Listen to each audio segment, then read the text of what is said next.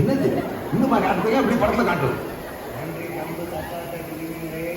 சந்தோஷமா ஆடும்போது இப்படி இன்னொரு மோரு கட்டுன்னா சொன்னீங்கன்னா சார் கையை விட்டுருங்க.